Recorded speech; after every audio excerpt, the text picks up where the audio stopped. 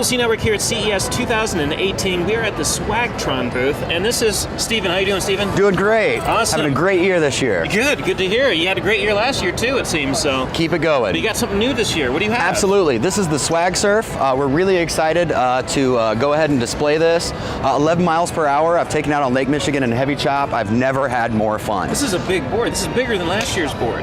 It is definitely bigger than last year's board. We continually make modifications with this 20 amp hour battery, so we can push it 11 miles per hour. You're going to get about 20 to 30 minutes ride time every time. So of course we're going to want to pair it with 2 batteries to make sure that you can go ahead and maximize that. Of course. So now this, in terms of the speed and everything else, I believe we had discussed earlier that it actually gets some air time off the water a little bit more. I'm not a surfer, so my terminology might be off there. But well, it really depends on the water. Of course, in smooth water, like in the video there, you're just going to be carving, and you're going to be reaching max speed.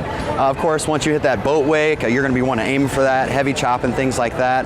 But of course, you don't need the waves like the ocean and things because it's fully powered. It's fully powered. Yeah. So you can have fun even in the just calmest waters. Anywhere. In lakes that may restrict gasoline-powered motors, then you can pretty much bring this anywhere. There's very few lakes or ponds or areas that I'm aware of any restrictions on electric vehicles for the water. Cool. And for when you're not in the water, what do we have here? Okay, so this is of course our line of skateboards. We started out with the NG1, great board, 187-pound weight limit, so it's very specific. We upgraded to the Voyager over here. Of course, has a 400-pound weight limit, so that should cover almost everyone. Of course, this one has a max speed of 15 miles per hour. The 187 NG1 is a max speed of 11 miles per hour.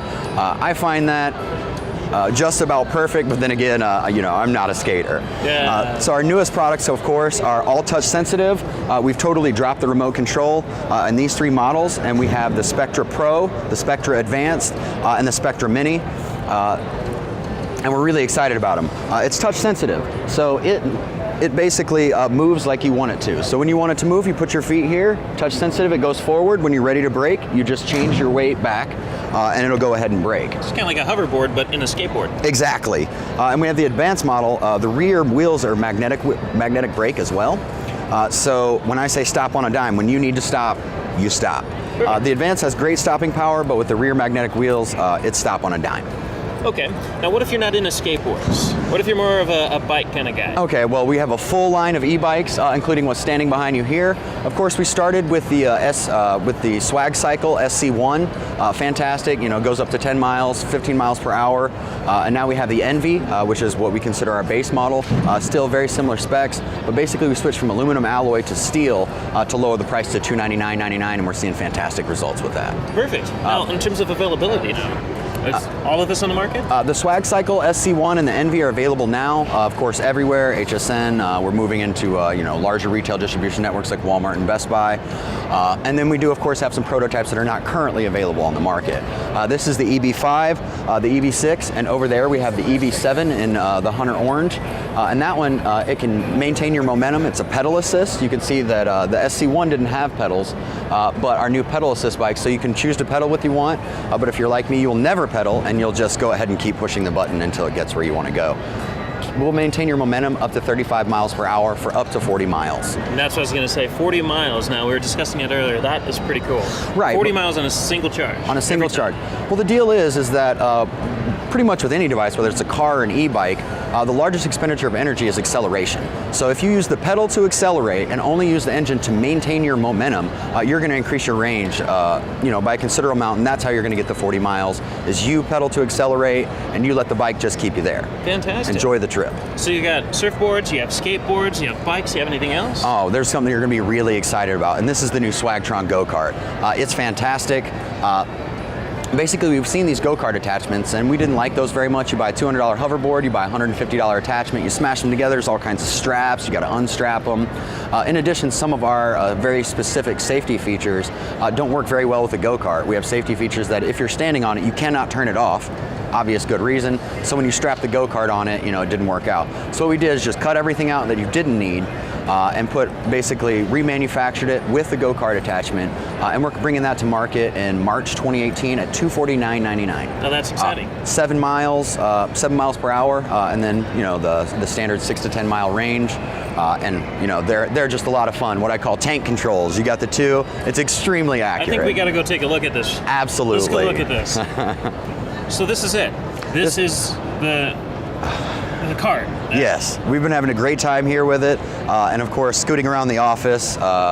Regardless of how much our boss says it, the second he goes to lunch, we're out there racing and everything. Yeah, and this is the Swagtron Go-Kart. We're really excited about it. We've got a ton of attention here at CES over it. So basically, it's just as simple as sit down, turn it on here. Of course, it has the splash guard to protect the power button. Yeah. You turn it on. It can detect that nobody's here. So, see, it works. It does have sensors. It picked up the weight of your hand there. Yes, it did. Well, I pushed too hard. I meant to just touch it. But it has what I call tank controls. They're extremely accurate. So much fun.